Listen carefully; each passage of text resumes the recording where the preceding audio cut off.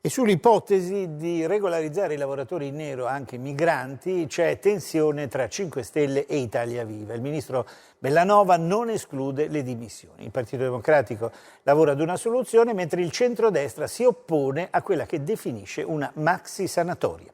Francesco Maesano.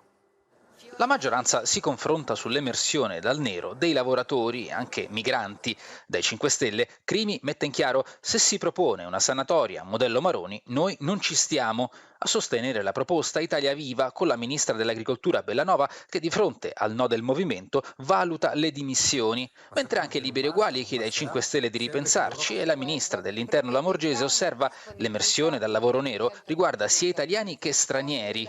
Il PD cerca la mediazione, urgente trovare una soluzione, osserva il ministro Provenzano, e Zingaretti promuove l'idea di un decreto sulla semplificazione amministrativa. I ritardi sono insopportabili, incalza il segretario Dem, minano la credibilità dello Stato.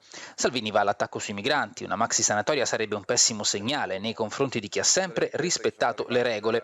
Contraria anche Meloni, Fratelli d'Italia, che inoltre al governo chiede subito date certe per la ripresa delle funzioni religiose. Berlusconi intanto disegna la linea di Forza Italia, non vede la crisi ma nessun accordo col governo. Il rilancio è sulle proposte, dallo shock fiscale alla flat tax. Il Papa